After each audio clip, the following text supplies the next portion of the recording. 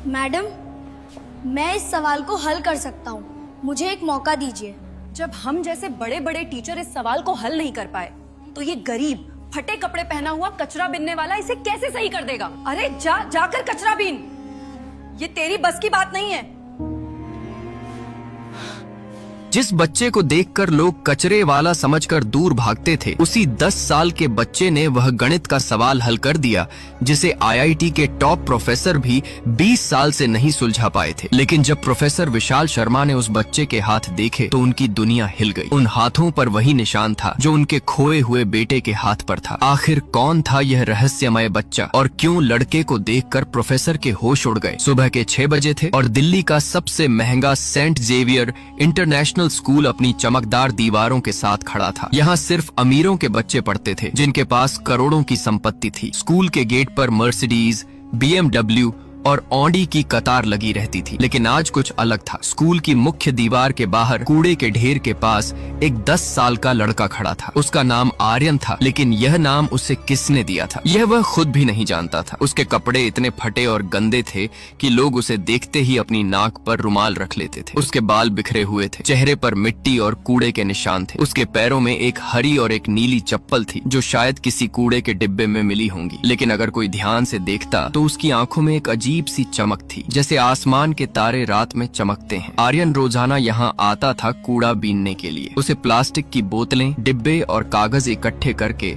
रद्दी वाले को बेचने पड़ते थे ताकि 2 वक्त की रोटी मिल सके। वह कहाँ से आया था, उसके माता पिता कौन थे, यह किसी को नहीं पता था। वह शहर के बाहरी इलाके में एक पुराने बस अड्डे के पास रहता था, जहाँ बेघर लोगों की एक छोटी सी बस्ती थी। लोग उसे पागल समझते थे क्योंकि वह अक्सर जमीन पर लकड़ी के टुकड़े से अजीब और गरीब निशान बनाता रहता था। वे नहीं जानते थे कि वे निशान गणित के सूत्र थे। आर्यन को नहीं पता था कि गणित क्या होती है, लेकिन उसका दिमाग संख्याओं की एक अजीब भाषा समझता था। जब वह कूड़े के ढेर में काम करता था तो उसे बोतलों की संख्या में पैटर्न दिखाई देते थे। जब वह आसमान देखता था तो तारों की स्थिति उसे किसी गुप्त संदेश की तरह लगती थी। स्कूल के अंदर आज खास हलचल थी। प्रोफेसर विशाल शर्मा दिल्ली के सबसे नामी गणितज्ञों में से एक थे। वे आईआईटी दिल्ली से पढ़े थे और उन्होंने अमेरिका में भी काम किया था। लेकिन उनके जीवन में एक ऐसा दुख था जिसने उन्हें तोड़ दिया था। 8 साल पहले उनका 2 साल का बेटा एक मेले में खो गया था। उसका नाम भी आर्यन था। प्रोफेसर विशाल शर्मा और उनकी पत्नी सुधा शर्मा ने हर जगह तलाश किया था। पुलिस, मीडिया, प्राइवेट जासूस सबकी मदद ली थी, लेकिन आर्यन का कोई निशान नहीं मिला था। इस दुख ने प्रोफेसर को इतना कठोर बना दिया था कि वे अब बच्चों से प्यार से बात भी नहीं करते थे। वे सिर्फ गणित में खुद को डुबो देते थे और दिन रात कठिन सवालों को हल करने में लगे रहते थे। आज प्रोफेसर विशाल शर्मा एक खास चुनौती लेकर आए थे। वह एक ऐसा सवाल था जिसे वे पिछले 20 साल से हल करने की कोशिश कर रहे थे। यह सवाल फर्मेट के अंतिम प्रमेय और क्वांटम गणित के सिद्धांतों को जोड़ता था। इसे अंतर्राष्ट्रीय गणित समुदाय में शर्मा का असंभव समीकरण के नाम से जाना जाता था। प्रोफेसर विशाल शर्मा ने इस सवाल पर अपनी पूरी जवानी लगा दी थी, लेकिन अभी तक वे इसका समाधान नहीं निकाल पाए थे। आज वे इस सवाल को अपने सबसे होनहार छात्रों के सामने रखने जा रहे थे, न कि उम्मीद में कि कोई इसे हल कर देगा, बल्कि इसलिए ताकि बच्चे समझ सकें कि गणित कितनी गहरी और रहस्यमय है। कक्षा में सन्नाटा था। सभी बच्चे जानते थे कि जब प्रोफेसर विशाल शर्मा इतने गंभीर मूड में आते हैं तो कुछ बड़ा होने वाला है। उन्होंने धीरे धीरे ब्लैक बोर्ड पर सवाल लिखना शुरू किया। पहले कुछ साधारण संख्याएं लिखीं, फिर जटिल चिन्ह, फिर ऐसे फॉर्मूले जो किसी दूसरी दुनिया की भाषा लग रहे थे। 15 मिनट तक वे लिखते रहे। जब वे रुके तो पूरा बोर्ड अजीबोगरीब निशानों से भर गया था। बच्चे हैरानी से देख रहे थे। कुछ को तो समझ ही नहीं आ रहा था कि यह गणित है भी या कोई जादुई मंत्र। प्रोफेसर ने पीछे मुड़कर देखा और कहा, यह सवाल मैंने अपनी जिंदगी का सबसे कीमती हिस्सा देकर बनाया है। मैं चुनौती देता हूं कि अगर आप में से कोई भी इसे कल सुबह तक हल कर देगा तो मैं अपनी प्रोफेसरी छोड़ दूंगा और उसे अपनी सारी संपत्ति दे दूंगा। बाहर आर्यन कूड़े के ढेर में काम कर रहा था, लेकिन उसका ध्यान क्लासरूम की खिड़की की तरफ था। जब तक प्रोफेसर सवाल लिख रहे थे, आर्यन लोहे की जाली से चिपका हुआ उन्हें देख रहा था। जैसे जैसे सवाल बोर्ड पर उभरता गया, आर्यन की आंखें चमकने लगीं। उसे यह डरावना सवाल नहीं लग रहा था। उसे यह एक सुंदर कविता जैसा लग रहा था जो उसके दिमाग में संगीत बजा रही थी। वह सवाल उससे बात कर रहा था, उसे पुकार रहा था। आर्यन को एहसास हुआ कि वह इस सवाल को समझ रहा है। हर निशान, हर संख्या उसे साफ दिखाई दे रही थी। लेकिन तभी स्कूल के चौकीदार ने उसे देख लिया और डंडा लहराते हुए आया। यहाँ से गंदे, स्कूल को बदनाम कर रहा है। आर्यन भाग गया, लेकिन वह सवाल उसके दिमाग में घर कर गया था। रात के 11 बजे थे। शहर की रोशनियां धीरे धीरे बुझ रही थीं, लेकिन आर्यन की आंखों में नींद नहीं थी। वह अपनी जगह पर लेटा हुआ था, एक पुराने बस स्टॉप के नीचे, जहां उसने अखबारों और कार्डबोर्ड के टुकड़ों से एक छोटा सा बिस्तर बनाया था। उसके पास न कोई तकिया था, न कंबल। सर्दी में वह अपने फटे कपड़ों में ही ठिठुरता रहता था। आज भी पेट में भूख के मरोड़ उठ रहे थे, क्योंकि उसे 2 दिन से सिर्फ एक रूखी रोटी मिली थी। लेकिन भूख से भी ज्यादा तेज उसके दिमाग में वह सवाल गूंज रहा था। वे निशान, वे संख्याएं, वे फॉर्मूले, सब कुछ उसकी आंखों के सामने नाच रहा था। उसे लगा जैसे वह सवाल उससे कह रहा हो, आर्यन, मैं तुम्हारा इंतजार कर रहा हूँ, आओ और मुझे हल करो। आर्यन चुपचाप उठा। आसपास सभी बेघर लोग सो रहे थे। कुछ शराब पीकर बेहोश पड़े थे, कुछ ठंड से कांप रहे थे। आर्यन ने अपने पैरों में वे अलग अलग रंग की चप्पलें पहनी और सड़क पर निकल पड़ा। रात में दिल्ली की सड़कें वीरान लगती थीं। यहाँ वहाँ कुछ देर से लौटने वाली कारें दिखाई देती थीं। आर्यन तेजी से स्कूल की तरफ भागा। उसके दिल में एक अजीब सा जज्बा था। वह नहीं जानता था कि यह क्या है, लेकिन वह जानता था कि उसे वह सवाल हल करना है, जैसे यही उसकी जिंदगी का मकसद हो। स्कूल पहुंचकर आर्यन ने देखा कि मुख्य गेट बंद था और चौकीदार अपनी कुटिया में सो रहा था। लेकिन आर्यन जानता था कि स्कूल की पिछली दीवार में एक जगह टूटी हुई थी, जहां से वह अक्सर कूड़ा उठाने घुसता था। वह चुपचाप उस जगह पहुंचा और दीवार से होकर स्कूल के अंदर घुस गया। स्कूल का बगीचा रात में बहुत डरावना लग रहा था। पेड़ों की छायाएं भूतों की तरह हिल रही थीं, लेकिन आर्यन को कोई डर नहीं लग रहा था। वह सीधे उस कक्षा की तरफ गया जहां दिन में वह सवाल लिखा गया था। कक्षा की खिड़की खुली थी। आर्यन ने अंदर झांका। बाहर से स्ट्रीट लाइट की हल्की रोशनी अंदर आ रही थी, जो सीधे ब्लैक बोर्ड पर पड़ रही थी। वह सवाल अभी भी वैसे ही लिखा हुआ था। आर्यन की सांस तेज हो गई। वह खिड़की से अंदर कूद गया। कमरे में अंधेरा था, लेकिन बोर्ड साफ दिखाई दे रहा था। आर्यन धीरे धीरे आगे बढ़ा। उसके पैर कांप रहे थे, लेकिन डर से नहीं बल्कि उत्साह से। वह टीचर की मेज के पास गया और वहां से एक चौक का टुकड़ा उठाया। वह चौक उसके गंदे खुरदरे हाथों में बहुत छोटी लग रही थी। आर्यन ने बोर्ड को देखा। प्रोफेसर विशाल शर्मा का सवाल वाकई जटिल था, लेकिन आर्यन को यह जटिल नहीं लग रहा था। उसे लग रहा था जैसे यह सवाल उसी के लिए बनाया गया हो। वह समझ रहा था कि यहाँ समय और स्थान के बीच का रिश्ता छुपा हुआ है। यहाँ अनंत की गणना की गई है। यहाँ ऐसे सूत्र हैं जो ब्रह्मांड की गुत्थियों को सुलझाते हैं। आर्यन ने लिखना शुरू किया। पहले वह धीरे धीरे लिख रहा था, लेकिन जैसे जैसे उसका दिमाग काम करने लगा, उसकी रफ्तार बढ़ती गई। रात की चुप्पी में सिर्फ चौक की आवाज गूंज रही थी, खट खट खट। आर्यन लगातार लिख रहा था। वह भूल गया कि वह भूखा है। वह भूल गया कि वह एक कचरा बीनने वाला बच्चा है। वह भूल गया कि दुनिया उसे कैसे देखती है। इस वक्त वह सिर्फ एक गणितज्ञ था जो ब्रह्मांड के रहस्यों को सुलझा रहा था। उसके दिमाग में एक के बाद एक समाधान आते जा रहे थे। वह देख रहा था कि कैसे संख्याओं के बीच छुपे हुए पुल बन रहे हैं। वह देख रहा था कि कैसे गणित के नियम एक दूसरे से जुड़ रहे हैं। 4 घंटे बाद रात के 3 बजे आर्यन ने अपना काम पूरा किया। पूरा बोर्ड भर गया था। ऊपर से नीचे तक हर जगह समीकरण, फॉर्मूले और गणना लिखी हुई थी, और सबसे नीचे एक छोटे से बॉक्स में आर्यन ने अंतिम उत्तर लिखा था। वह उत्तर इतना सरल था कि कोई भी हैरान रह जाता। इतने जटिल सवाल का जवाब था 1, सिर्फ एक संख्या। आर्यन पीछे हटा और अपने काम को देखा। उसके चेहरे पर एक संतुष्टि की मुस्कान थी, जो शायद उसे कभी खुशी के मौकों पर भी नहीं मिली थी। आर्यन ने चौक वापस मेज पर रख दी। वह एक बार फिर बोर्ड को देखता रहा, जैसे एक कलाकार अपनी कलाकृति को निहारता है। फिर वह खिड़की की तरफ गया। बाहर सुबह होने में अभी भी समय था। वह खिड़की से बाहर कूद गया और उसी रास्ते से जहाँ से आया था, स्कूल से बाहर निकल गया। वह अपनी जगह वापस चला गया, अपने कार्डबोर्ड के बिस्तर पर लेट गया और तुरंत गहरी नींद में सो गया। उसे नहीं पता था कि अगली सुबह उसकी जिंदगी हमेशा के लिए बदल जाने वाली है। सुबह 8 बजे प्रोफेसर विशाल शर्मा अपने हमेशा के समय पर स्कूल पहुंचे। वे आज भी गुस्से में लग रहे थे, क्योंकि उन्हें पता था कि कल का सवाल कोई हल नहीं कर पाया होगा। वे सीधे अपनी कक्षा में गए। उनके साथ स्कूल की प्रिंसिपल मीरा भी थीं, जो देखना चाहती थीं कि क्या वाकई कोई छात्र इस असंभव चुनौती को पूरा कर पाया है। जैसे ही प्रोफेसर ने कक्षा का दरवाजा खोला और अंदर कदम रखा, उनके हाथ से फाइलें गिर गईं। उनकी आंखें फैल गईं और वे जैसे पत्थर की मूर्ति बन गए। बोर्ड पर उनका सवाल हल हो चुका था। न सिर्फ हल हो चुका था, बल्कि ऐसे तरीके से हल हुआ था जिसकी उन्होंने कभी कल्पना भी नहीं की थी। प्रोफेसर धीरे धीरे बोर्ड के पास गए। उनके हाथ कांप रहे थे। वे अपना चश्मा उतारकर साफ करते रहे और बार बार बोर्ड को देखते रहे। प्रिंसिपल मीरा भी हैरान थी। उन्होंने पूछा, विशाल, क्या यह सही है? प्रोफेसर विशाल शर्मा शर्मा की आवाज में कंपन था जब उन्होंने जवाब दिया, मीरा, यह न सिर्फ सही है बल्कि यह तो जीनियस ही है। जो काम मैं 20 साल से कर रहा था उसे किसी ने एक रात में पूरा कर दिया है। प्रोफेसर ने बोर्ड पर लिखे हुए हर स्टेप को ध्यान से देखा। यहाँ ऐसे तरीके इस्तेमाल हुए थे जिन्हें सिर्फ एक सच्चा गणितज्ञ ही समझ सकता था। यहाँ कैलकुलस, अलजेब्रा और ज्यामिति का इतना सुंदर मिश्रण था कि यह एक कलाकृति लग रही थी। लेकिन सबसे हैरान करने वाली बात यह थी कि यह काम किसी बच्चे ने किया था। हैंडराइटिंग देखकर साफ पता चल रहा था कि यह कोई प्रशिक्षित गणितज्ञ नहीं बल्कि कोई बच्चा था, और वह भी ऐसा बच्चा जिसने शायद कभी स्कूल की शिक्षा भी नहीं ली थी। प्रोफेसर ने तुरंत सिक्योरिटी ऑफिसर को बुलाया।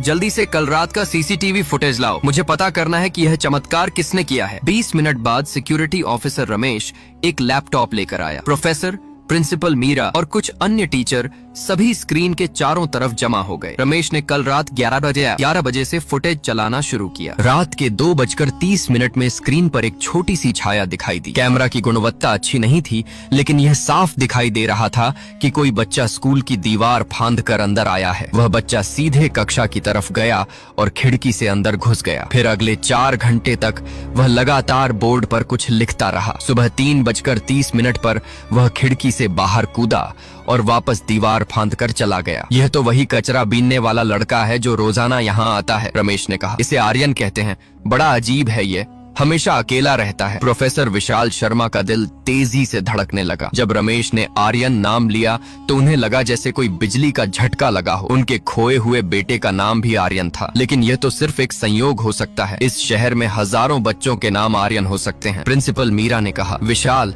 यह बहुत अजीब बात है। एक कचरा बीनने वाला बच्चा इतनी उच्च स्तर की गणित कैसे जान सकता है? कहीं कोई धोखाधड़ी तो नहीं? प्रोफेसर ने जवाब दिया, मीरा, मैं इस सवाल को 20 साल से जानता हूँ। यह कहीं किसी किताब में नहीं मिलेगा। यह मेरा अपना बनाया हुआ सवाल है, और जो तरीका इस्तेमाल करके इसे हल किया गया है वह इतना अनोखा है कि यह सिर्फ एक सच्चा जीनियस ही कर सकता है। प्रोफेसर का दिल बेचैन हो रहा था। वे उस बच्चे से मिलना चाहते थे जिसने यह कमाल किया था, लेकिन उनके मन में एक डर भी था। कहीं यह वही आर्यन तो नहीं जो 8 साल पहले खो गया था? लेकिन यह कैसे हो सकता है? अगर वह उनका बेटा होता तो वह इस हाल में कैसे होता, और इतनी छोटी उम्र में इतना गणित कैसे जानता? प्रोफेसर ने रमेश से कहा, तुम्हें पता है ये आर्यन कहाँ रहता है? रमेश ने जवाब दिया, साहब, मैंने सुना है वह पुराने बस अड्डे के पास कहीं रहता है। वहाँ बहुत से बेघर लोग रहते हैं। प्रोफेसर ने तुरंत निर्णय लिया, मैं आज ही उससे मिलने जाऊंगा। मुझे पता करना है कि यह बच्चा कौन है और इसने यह गणित कहाँ से सीखी है। दोपहर के समय प्रोफेसर विशाल शर्मा और प्रिंसिपल मीरा स्कूल से निकले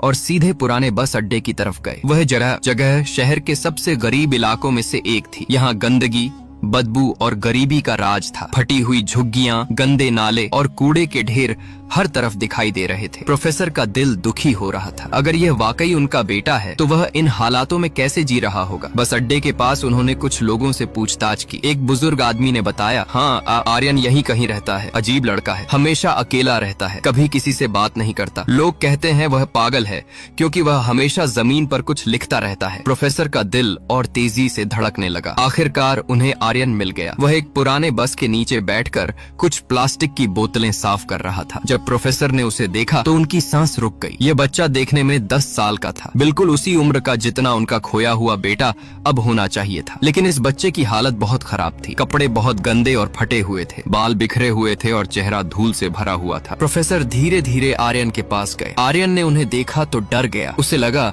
शायद स्कूल में घुसने की वजह से उसे सजा मिलने वाली है। वह भागने की कोशिश करने लगा, लेकिन प्रोफेसर ने प्यार से कहा, आर्यन, डरो मत, मैं तुम्हें कोई नुकसान नहीं पहुंचाऊंगा, मैं सिर्फ तुमसे बात करना चाहता हूँ। आर्यन ने डरते डरते प्रोफेसर विशाल शर्मा की तरफ देखा। उसकी आंखों में भय था, लेकिन साथ ही एक अजीब सी पहचान भी थी, जैसे वह इन आंखों को कहीं देखा हो। प्रोफेसर ने धीरे से पूछा, बेटा, तुम्हारा नाम आर्यन है ना? आर्यन ने हिचकिचाते हुए सिर हिलाया। और तुमने कल रात स्कूल में जाकर बोर्ड पर गणित का सवाल हल किया था? आर्यन का डर और बढ़ गया। उसे लगा अब पक्का उसे पुलिस के हवाले कर दिया जाएगा। उसने कांपती आवाज में कहा, साहब, मैंने कुछ नहीं चुराया, मैंने बस उस सवाल को ठीक किया था, वह मुझे परेशान कर रहा था। प्रोफेसर का दिल पिघल गया। उन्होंने घुटने टेक कर आर्यन के बराबर बैठते हुए कहा, बेटा तुमने कुछ गलत नहीं किया है, उल्टे तुमने एक बहुत बड़ा काम किया है। मैं सिर्फ यह जानना चाहता हूँ कि तुमने यह गणित कहाँ से सीखी। आर्यन ने धीरे से जवाब दिया, साहब मैंने कहीं से नहीं सीखी, मुझे बस संख्याएं समझ आती हैं। जब मैं उस सवाल को देखा तो मुझे लगा जैसे वह मुझसे बात कर रहा हो। प्रोफेसर विशाल शर्मा को एहसास हो रहा था कि यह कोई साधारण बच्चा नहीं है, लेकिन उनके मन में अभी भी सबसे बड़ा सवाल यह था कि कहीं यह उनका खोया हुआ बेटा तो नहीं। उन्होंने हिम्मत करके पूछा, आर्यन तुम्हें अपने माता पिता के बारे में कुछ याद है? आर्यन ने सिर हिलाया, नहीं साहब मुझे कुछ याद नहीं है, मैं जब से होश संभाला है यहीं रह रहा हूँ। प्रोफेसर का दिल जोर से धड़कने लगा। उन्होंने कांपती आवाज में पूछा, आर्यन तुम्हारे हाथ पर कोई निशान है? आर्यन ने हैरानी से अपने हाथ देखे। उसके दाएं हाथ की हथेली पर एक छोटा सा जन्मजात तिल था जो एक तारे की शक्ल का था। प्रोफेसर जब उस निशान को देखा तो उनकी आंखों में आंसू आ गए। यही निशान उनके खोए हुए बेटे के हाथ पर भी था। प्रोफेसर ने कांपते हाथों से आर्यन का हाथ पकड़ा, उस तारे के निशान को छुआ। उनकी आवाज में कंपन थी, आर्यन यह निशान यह बिल्कुल वैसा ही है जैसा मेरे बेटे के हाथ पर था। आर्यन हैरानी से उनकी तरफ देखने लगा। आपका बेटा? प्रोफेसर की आंखों से आंसू बह रहे थे। हाँ मेरा बेटा भी आर्यन नाम था, वह 8 साल पहले खो गया था, तब वह सिर्फ 2 साल का था। आर्यन को कुछ समझ नहीं आ रहा था, वह सिर्फ यह देख रहा था कि यह बड़ा आदमी क्यों रो रहा है। प्रोफेसर ने अपने आंसू पोंछे और कहा, आर्यन मैं तुम्हें एक जगह ले चलना चाहता हूँ, वहाँ एक औरत है जो तुम्हें देखकर बहुत खुश होगी। आर्यन डर गया, साहब मैं कहीं नहीं जाऊंगा, मुझे यहीं रहना है। प्रोफेसर ने धैर्य से कहा, बेटा डरो मत, मैं तुम्हारा नुकसान नहीं करूंगा, मैं सिर्फ तुम्हें अपने घर खाना खिलाना चाहता हूँ, तुम कब से भूखे हो? आर्यन का पेट सच में खाली था, उसे 2 दिन से सिर्फ पानी मिला था, लेकिन वह अभी भी हिचक रहा था। प्रोफेसर ने कहा, चलो पहले तुम्हें खाना खिलाते हैं, फिर मैं तुम्हें वापस यहीं छोड़ दूंगा। आखिरकार आर्यन मान गया। प्रोफेसर आर्यन को अपनी कार में बिठाकर अपने घर ले गए। रास्ते में आर्यन बहुत चुप था, वह कार की खिड़की से बाहर देख रहा था। जब वे प्रोफेसर के घर पहुंचे तो आर्यन हैरान रह गया।